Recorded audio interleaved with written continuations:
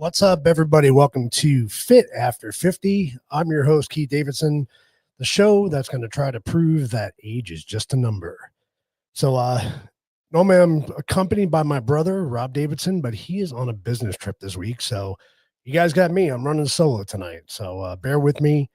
Been dealing with some allergy issues this week. So, if I drink a lot of water, just bear with me too. So, before we get going, I want to give a quick shout out to Project Y. They do have product now.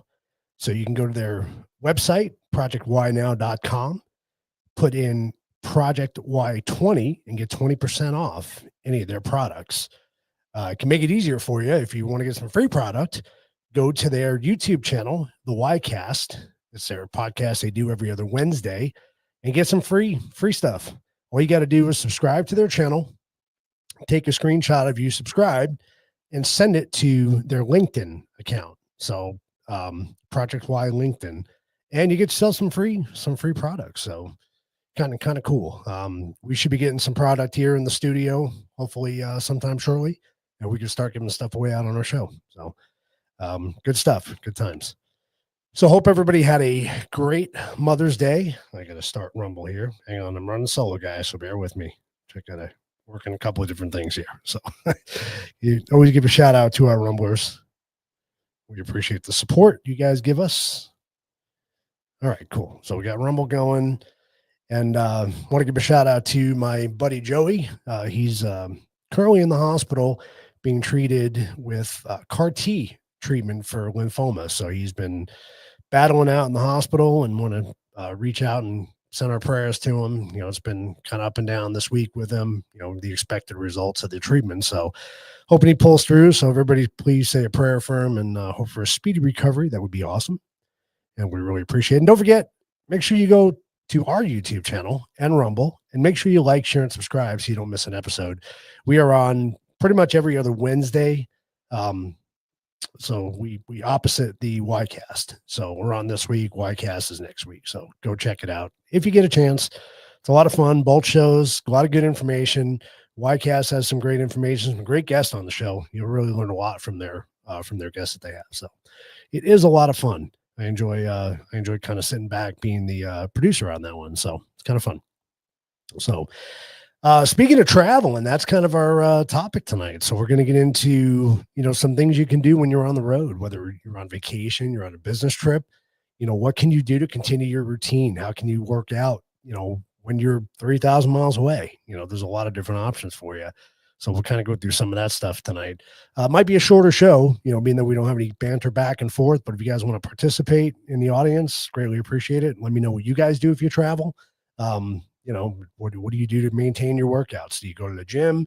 Do you prefer a gym in a hotel? Do you bring your own stuff? And we'll kind of get into some of that here.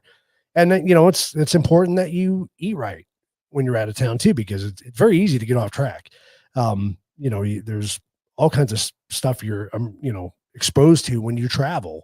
It's hard to maintain your diet that you have when you're back home. So we'll talk about some of that too. So let's bring up the slides here and kind of jump into it. So this is something kind of, I think it's important to talk about. You know, me being a personal trainer and having gone through the courses and understanding, you know, what a workout routine looks like. And we talk a lot about working out on this show and on the, you know, the Ycast too. But one thing I think it's important to talk about is what happens before you commit to a workout routine, right? So you've decided you're 50 now. Your doctor says, hey, you need to start losing some weight. You know, maybe you need to work on your cardio, you know, whatever your doctor prescribes or whatever you feel, you know your body better than anybody, you know, what you need to do. So, you know, it's not just a matter of showing up at a gym, throwing 100 pounds on a weight bench and start benching, right? I mean, there's a lot more that goes to it. So, you know, I think one of the big things to understand that when you take on a fitness routine, it truly is a lifestyle change, right? You can't just do it 1 week and then the next week decide, you know, I'll wait. I did a full week. I'm good for a while. You know, you need to understand that in order to show benefit from it, it has to be a lifestyle change. So I always say, you really need to seek a professional fitness evaluation prior to starting a routine. And what I mean by an evaluation is usually what you'll do is if you go to a gym, okay, it doesn't even have to be a gym, but if you go to a gym, let's say you go to an LA Fitness or you go to a Planet Fitness, you walk in, you sign up for a membership, you're ready to go. They usually offer you, I think it's usually 3 training sessions with a personal trainer. Okay. I highly recommend you do it. Whether or not you keep that trainer, that's your decision, right? There's good trainers, there's bad trainers. It really just depends. But I would at least go through the fitness assessment. And what the fitness assessment does is it identifies your fitness capabilities, honestly, where you're at now, where you stand right now. So, and why is that important? That's important for a couple of reasons. Number one, it gives you a starting point, right? You know what your weaknesses are. You know you're not going to jump in there and throw 100 pounds on a bench and start benching, right? You'll realize that really quick. Um, they'll test your cardiovascular level. Where are you at? They'll do a walk test. They'll tell you, if you're out of breath, you can't have a conversation with a mild walk, then you probably need a little bit more, working up to that fitness level. Um, but the other important part of that is to do a fitness assessment is to identify any muscle imbalances. Okay. They do what they call as a squat test. They make you squat in a certain position and they look at certain things. They look at what they call the kinetic chain checkpoint. So they look at different parts. They look at your shoulders, they look at your feet, they look at your knees. They see if your shoulders, raise. They see if your knees turn out, turn in. Same with your feet, turn out, turn in. And that'll identify certain muscle imbalances that you have. And they can then set up a program that helps work on those imbalances. And that's important because you want to prevent injury, right? You don't want to just jump into a workout, especially at our age, over 50 or above. You're more, I think you're more prone, especially if you have never worked out, you're more prone to injuries, right? Things start breaking down, stuff starts happening. So you really want to prevent any further injury if you have some type of muscular imbalance. And most of the assessment tests will identify that. And then they can present to you a plan to fix those or attempt to work on them. It also ensures that if you do a couple of rounds with a personal trainer, it makes sure that you're doing the exercises right. Right. If you're whatever exercise you're doing, if you're doing a pushing exercise, your shoulders raised, stuff like that. Again, it's all to prevent injury, right? It identifies those muscle imbalances. It prevents injury from you working out improperly. So I think it's important. And we talk about working out a lot on this show. And like I said, the YCast too. And I just think it's important that before you jump into a routine, unless you've been doing it for years and you're comfortable with it, I recommend at least hooking up with a professional 1, 2, 3 sessions, right? At least get the assessment done, identify those imbalances if you can, and then you can start to work on them. There's a lot of research on the internet. You got to be careful too with what you find on the internet too. It's not all 100% accurate. Dr. Google is not your best friend. So I think it's really important, to do that step. And I just wanted to make sure I mentioned that tonight. Also, if you have injuries, right? If you have any medical conditions, you might want to check with the doctor first before you jump into an exercise routine, right? Let's say you're a baseball player, you threw your shoulder out years ago. You want to be careful with what you do, what exercise you do. You don't want to, reopen an old injury, so to speak. You know what I mean? So I really think that's important to do that. So just wanted to make that point. Like I said, we talk about jumping into exercising a lot on the show. And I don't think we've ever really talked about, doing the actual assessment. And I do think that's kind of important. So the other thing too, what I did mention was you don't necessarily have to join a gym. If you have, let's say you have a home gym, you can find a personal trainer that'll come in and do a couple of sessions with you. You say, I want to try it out. I've never had a personal trainer. I'd like you to come in and do a couple of sessions with me. Some of them will probably offer some free sessions to try them out, especially if they're a new personal trainer trying to build a clientele. You may be able to find somebody who will come in and do an assessment for you. But I would definitely go down that avenue before I just start jumping in and lifting weights. Okay, enough of that. I don't want to bore you guys with too much of that. So before you travel, okay, the whole idea of this is to keep your routines, what you do every day. So, you want to, and this is, this picture is actually my setup when I travel, except for the resistance bands. Cause I usually try to pick a gym when I go out of town. And for a while, I was traveling a lot. So this was my setup. I make sure I took my weekly vitamins. I always took Airborne with me because you never know what you're exposed to. I love Airborne. It's been a godsend for me. I mean, I've felt myself coming on with a cold. I take the Airborne and I'm good to go. Um, it also helps that I take my vitamins too. So yeah, so pack any vitamins and supplements you take daily. Obviously, any medications you're on, you got to bring them. And then, if you're not going to have a gym, get yourself a set of resistance bands. They're not very expensive. You can buy them on Amazon. These are three different tensions here. You got the red, the blue, and the green, and you can do all kinds of exercises with them. I mean, you can do anything from bicep curls, tricep extensions, you name it. And a lot of them will come with a pamphlet that shows all the different exercises that you could do with them. So I love resistance bands. I even work them into my workout occasionally because you can do different things with them. We talked about body weight exercises on the show. Body weight exercises are a great way to go. But these are easy. You throw these in your backpack, right? They're small. They take up no space at all. You roll them up just like I did, and just throw them in your backpack in a pocket, and you're good to go. You have three different resistances you can use. So that's, I think that's a good way to go. Like I said, they're cheap. You can go on Amazon, you can find the kits really, really cheap. You also find the ones that are kind of shown here in the picture, right? Um, these are the ones that you can throw into a door, right? You just close the door on the strap and you can use the bands right from the door. Now be careful, make sure the door is kind of sturdy because you never know. I would say TRX straps, but no, you'd have to have a sturdy door for that. But again, body weight circuits are great. You could do squats, you could do lunges, you could do push-ups, you could do planks, you could do burpees. It's all kinds of things you can do without anything, without resistance bands, without weights. You can do it in the hotel room. You can do it if they have a gym. You can do it down in the gym. You don't want to lift weights. You can do it. Go take a walk in a park somewhere. All this stuff can be done without any equipment and done relatively easily, right? So you got your quick hit exercise, your jumping jacks, your mountain climbers, burpees, obviously. Burpees are tough if you've never done them. So, and maybe one day we'll demonstrate what a burpee is on the show. We'll see. We'll maybe demonstrate some exercises. Strength moves. You got squats, you got lunges, you got tricep dips on a chair. That's a great exercise. I do that today to work my triceps. I'll go on a bench and I'll do tricep dips. It's a great exercise for your triceps. Suitcase deadlifts. I never done that one, but and you can adjust the reps to your level. Pretty good body weight exercises here. I like this.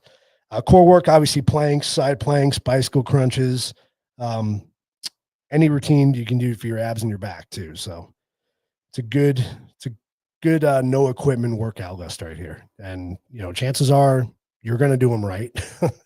It's hard. I mean, squatting, yeah, it could get, if you do it incorrectly, I guess you could have some injuries from it, but it's kind of hard to. What I like to do, if I know people have never done a squat before, I take, the big medicine balls, the big ones that you inflate, and you sit on, usually use as a chair. I usually put it between the back and the wall, and I have them do a squat with that. That helps keep their body in a good position. So do circuits of 3 to 5 exercises back to back for 10 to 20 minutes. Even a 20-minute hotel workout can be very effective. That's true. Any workout versus no workout is true, that it's going to be more beneficial to you. So use furniture as props, right? You could do, a lot of people don't do push-ups. They can't do push-ups well. So do an incline push-up off of the counter. When I was going physical therapy for my shoulder, they made me do shoulder touches, and they made me lean on the counter and do shoulder touches just from the counter. And it works great. I love it. Before I retired, I traveled both nationally and internationally. I found the most important thing to do to avoid excessive alcohol and drink a lot of water. Helps with the jet lag and body fatigue. Yeah, well, it's easy to do when you travel, right? Because you're exposed to that. If you're there for business, right? You're going out to dinner with business associates. You're going to drink, right? It's possible. Even if you're on vacation, right? What does everybody go do on vacation? They go to sit on the beach and drink. So it's important to balance that. And then we got resistance bands. Like I said, ultra portable and a variety of bands. I mean, there's so many different types out there. And like I said, they are cheap. They're cheap and they're very effective. I work them into my workout a lot. believe it or not. I have a couple of different kits. So they do work. All right. Stay active on the fly, right? So important thing is to work it into your schedule. That's the thing. When you're out of town on business, maybe your time is limited, but so block out 10 to 15 minutes. That's really all you need. You can do it in the morning, you do it at night, it really doesn't matter. Use tech, right? There's a lot of apps out there. There's a ton of apps out there that have good workouts on them.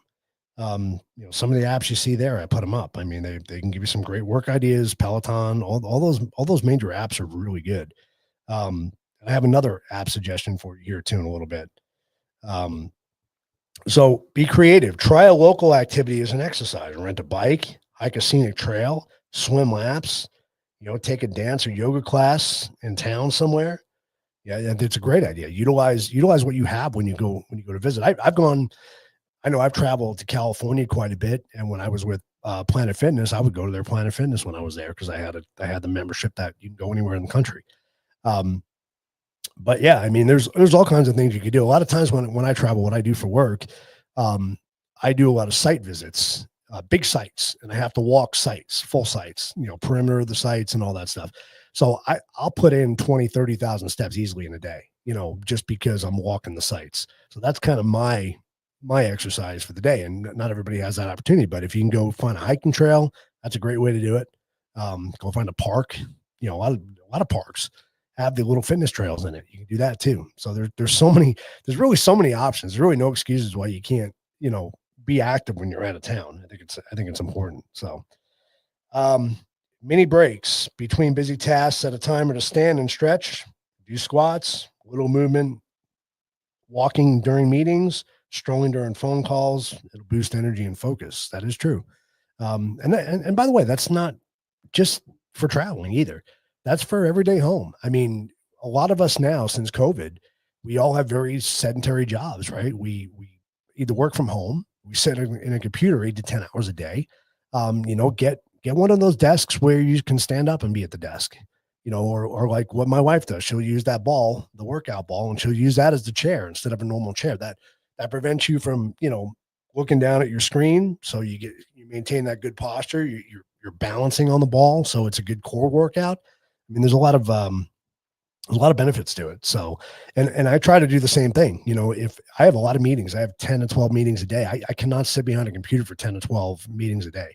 So a lot of times I will walk around on my meetings on my phone, and I've even taken walks around the block on my meetings as long as you get good reception. So there's definitely ways to do it. It's great till you almost fall. Yeah. Well, it's a good core exercise. Definitely. Definitely.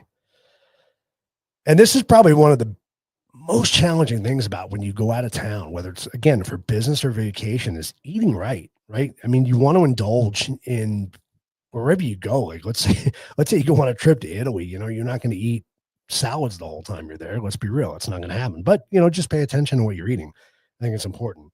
So when you go to buffets are a big deal. I mean, you can overeat very easily at those things. I mean, and a lot of the buffets, especially if you're at a continental breakfast or something, they don't have the best choices for food. You always get those muffins and the donuts and all that kind of stuff. And don't mention throughout the day how that stuff happens too. So, survey before filling your plate, right? It says start with some fruits and veggies, add a lean protein, grilled chicken or fish, go easy on the bread, pasta, and sugary drinks. I mean, I think if you kind of follow that strategy, you'd be okay. We talked about eggs, many things. Eggs are great source of protein. It's just a good breakfast staple. And this next one is something I've done before traveling too. And I don't know if anybody out there has done it. If you have a fridge in your hotel, you get there, you go shopping, right? You buy the stuff, you buy yogurts, you buy that kind of stuff, and you put it in the refrigerator and you eat, and it saves you money too. Yeah. Stay away from room service. That's dangerous too. Very dangerous. But, I think that's a great way to go. We used to do it when I go out of town for a week for work. I would stop at, pick up, sandwiches, little packaged salads. I'd yogurts and parfaits and stuff like that, put them in the fridge and have that. It was a good way to make sure I was eating somewhat healthy, because at some point you're not going to eat healthy during your trip, right? There's going to be, so you might as well make as many meals as healthy as possible, I would say. Um, Smart fast food. So I don't know if there is any smart fast food, but if you must grab fast food, look for salads, chicken or bean protein, grilled items, or sides of fruit and yogurt. That's popular too. Skip large sodas and candies, obviously. That kind of goes without saying. Mindful meals. Sit down to eat when you can. Eating while distracted or on the go often leads to overeating. That is true. Chew slowly and pause between bites. That's something I do not do. And I don't think I've ever done. I've always been a fast eater. And that's not good either. It's not good for digestion. So that's another good thing to pack snacks and hydrate. Obviously, hydrating. We talk about that. Got to a blue in the face on all the shows, right? You got to stay hydrated. It's important. But yeah, good little snack packs, right? Apple slices, berries, carrot sticks. I love carrot sticks. Benefits are high in fiber, water, and vitamins, and they keep you full longer, because of the fiber. Protein and healthy fat, always a good thing. So nuts, almonds, pistachios, Greek yogurt, right? Good stuff. Good stuff. Sustains energy and satiety and helps muscle maintenance. So this is satiety is when you feel full, when your body actually feels full.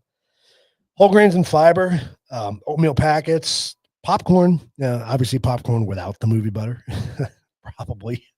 Whole grain crackers, right? Slower carbs for steady energy and good digestion. Of course, protein, right? Always a good thing. Protein bars, protein shakes. There's all kinds out there. You can do those. And hydration, of course, water, coconut water, electrolyte drinks. It takes a lot. If you like coconut, you like coconut water. If you're not a big fan of coconut, then it's really hard to develop a taste for that. I've drank it before. I'm not a big fan. I'm a big fan of coconut, but I'm not particularly a big fan of coconut water. Don't really like it, so I don't use it. Here's the hard part. This is where it gets tough, right?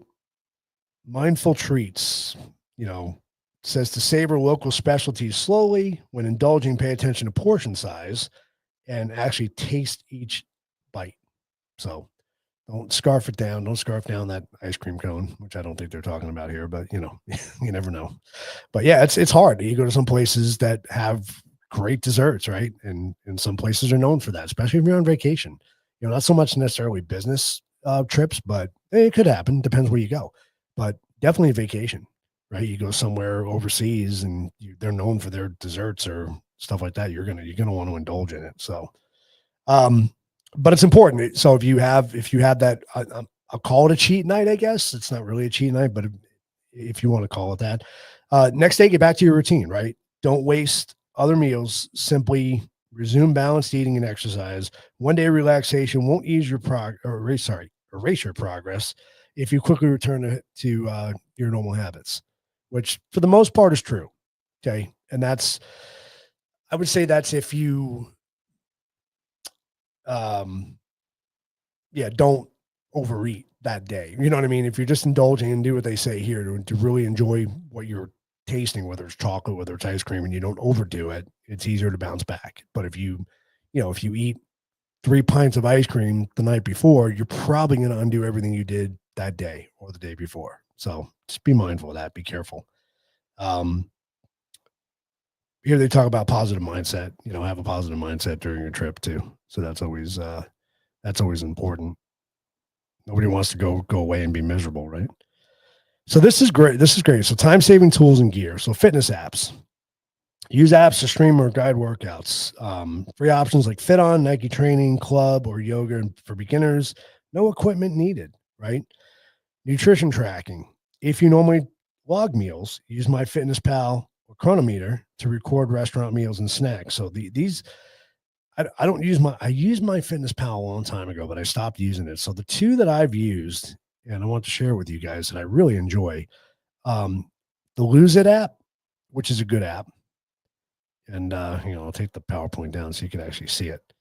So, it tracks, this was my setup. I have not used these in a while, so it's going to show you probably an older setup, but it'll track your your activity for the day, how many steps you've done, um, it'll tell you how many calories you burn, stuff like that. So that's the Lose It app. There is it's a free app to start with, but then I think you can upgrade to better features and stuff like that. They're all of these are going to be, they'll start you out with the basics, but then you got to pay to upgrade. This is one that I've used recently, and I really enjoyed this app because you can tie all of your devices into it. So if you have a smartwatch, if you have the Aura Ring like I do, if you have your iPhone, the Samsung Watch, all your activity will automatically be dumped in here once you sync all those devices. So it's really cool. Sorry, I had to take a drink. I've been suffering from allergies this week, and my throat's been kind of messed up. So yeah, Chronometer is really good. I got turned on to this by the naturopath that I was seeing, and I really like it as an app. I think it's definitely well worth it. So check those two out. It's either Lose It or Chronometer. MyFitnessPal works good too. It's another good app. Um, the thing about tracking calories is it's another discipline, right? You have to be disciplined to do it because literally you're logging all your meals.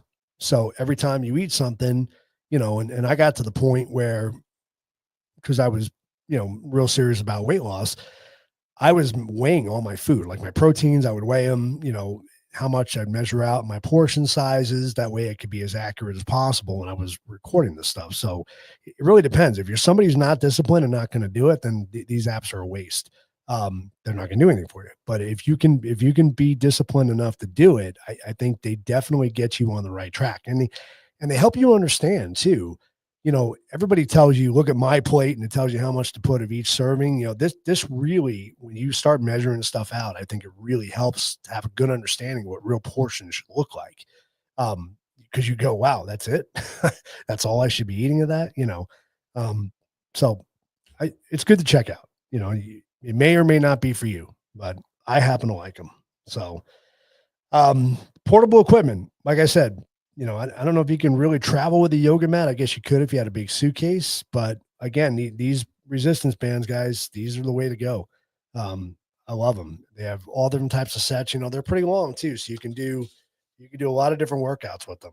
And each color is going to be a different tension. So you get different resistance off of each of the colors. But I highly recommend them if you're going to travel with anything. It's the easiest thing to do. There's no metal in it. You're not going to get flagged for it. I think it's a great way to go. So check that out if you get a chance. All right. Sleep is very, very, very, very important. And we've talked about that many times on the show too. Don't skimp on rest. Aim for sufficient sleep to support workouts and appetite control. If you suffer from sore muscles after travel or workouts, carry a compact foam roller. I love foam rollers. If you've never used one, they take a little bit of getting used to, but they do definitely work. They definitely help fix those muscles when you get those tight, overactive muscles. So they work really good. Again, they're a little bit bigger to pack. I don't know if you probably have to pack them in a suitcase as well. So, but again, if you can fit it, it's worth it. I think it's worth it. So stay organized, right? Plan meals and workouts like appointments, right? So put it in your calendar. And again, these are not just tips to me if you're traveling either. This is every day, right? Even we get so busy with lives, with family, with work, with everything we got going on. You've got to schedule your workout times. You've got to make it. I get yelled at all the time because I don't put it in my calendar. My day gets away from me. And there's some days it's 5:00 and it's like, no, I'm not working out. And, my wife tells me all the time, put it in your calendar. And, I've been making it a habit now to go down during my lunchtime. So when I know I'm going to take lunch, I'll go down to the gym and work out. And that's how I've been planning it. And it's worked out pretty good for me. I get at least 3 or 4 days in a week. Some days I just can't do it. So, but yeah, definitely use calendar alerts for fitness breaks and drinking water too. That's a great way to keep reminding yourself to drink water. It's really important to stay hydrated. So, all right, what do we got here? All right, so I did a little thing where I used Chat GBT and I asked them to come up with surveys, okay, with how many people over 50, right, exercise when they travel? So I thought this was interesting. So American Hotel and Lodging Association, this is a 2023 survey, so probably one of the most recent surveys. It says approximately 62% of travelers say they prioritize maintaining their fitness routine when traveling. That's a pretty good number, 62%. I think that's a decent number. Um, Among these, many prefer hotel gyms, walking or running outdoors. Again, most of your hotels are going to have a gym, some type of a gym, some type of a fitness center. I've gone into fitness centers where they only have a treadmill or they only have a bike. I've gone into some that are amazing. They have full weight setups. They have universal setups. I've even gone just swimming, just swim 10, 12 laps in a pool, just anything to keep you moving. So it really just depends on the hotel. But I think most hotels, you're going to find some type of a fitness center. And honestly, they're usually not that crowded. Um, what I found the most equipment that gets used are the treadmills and the bikes. People don't always jump on the resistance training. So, and it also depends on the time of day. If you go down early, probably nobody in the gym. It's probably mid afternoon where people are hitting the gym, and maybe in the evening, there's nobody in the gym. So it really just depends on where you're at, what the hotel is. So you just have to kind of feel that out. So number 2 is TripAdvisor Wellness Travel Survey. Found that around 53% of respondents said staying fit was important during travel. Again, not a bad number, right? It's a decent number. It's more than I thought it would be. Over 40% of travelers reported exercising during their vacations at least once. Okay. That's a little bit low, maybe, but still, people are doing it. Global Business Travel Association, GBTA reports business travelers often try to maintain routines. Okay. Roughly 50 to 60% of business travelers attempt to work out while on the road. Hotels with gyms and fitness options are top preference for frequent business travelers. So I think that's kind of the mindset of a lot of people. If anybody's going to try to work out while they're out of town or on a business meeting, they're going to try to find a hotel that has a gym. That seems to be the consensus here. Um, Statista, they do a lot of stuff. I don't know how much I trust their numbers, but it says surveys show how about 30 to 50% of travelers on average engage in physical activity, gym, yoga, swimming, etc., at least once during a trip, depending on the region and the trip type. So again, vacation versus business trip. So I think it really just depends. But like we always say, it's important to keep up that routine. It's important to stay active. And again, this doesn't just apply for when you're on vacation or on a business trip. This applies when you're home too. I think everything we talked about tonight, you can apply it to your home life as well. But definitely, if you haven't used resistance bands, go check them out, because even working out at home, they're good to have. If you don't have a gym and you don't have access to a gym, it's a great way to exercise. It allows you to do that resistance training. Obviously, body weight, I think exercises would be number one, right? And if you don't have access to weights or a gym, then resistance bands would be another great way to go. And then obviously, if you have access to a gym or a home gym, then that's your other preference. So, and all these exercises we mentioned tonight, I think maybe I think I'll talk to Rob and we'll do a show next time we're both together. Maybe we'll do a show on certain exercises and kind of go through the different exercises. We'll talk about body weight exercises and what they're good for. And then we'll do some band exercises and then jump into weights. So that might be a good thing to do. It might be a good show. So that'd be kind of fun. That way people could see what the exercises actually look like. Like I said, there's tons of apps out there that will actually guide you through the different exercises. And when you buy resistance bands, they come usually with a huge pamphlet inside that shows you probably 50 or 60 different exercises you could do with resistance bands. It's crazy what you can do with them. But it's definitely worth it. I think it's definitely worth the money.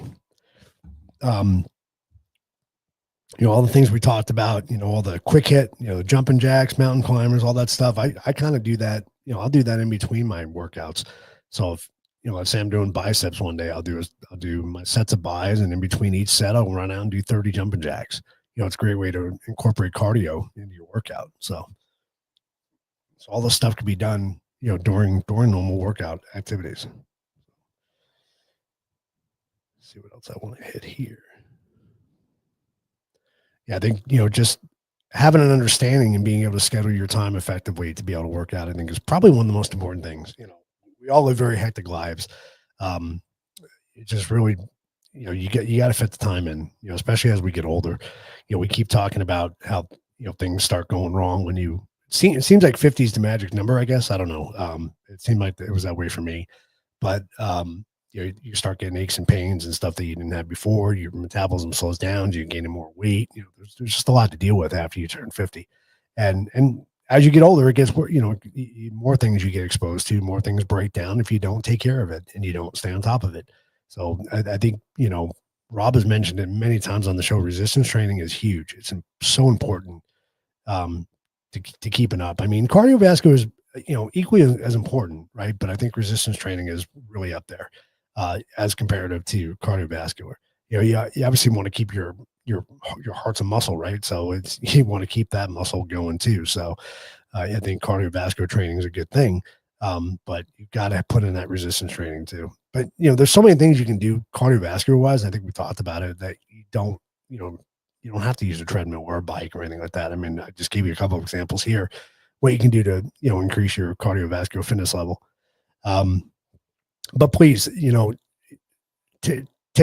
you take anything I say tonight to heart, if you've never worked out before, make sure you go get an assessment done to make sure you have an understanding of what your fitness level is before you just jump in and start just throwing weights around, because you can really hurt yourself if you don't, take that time.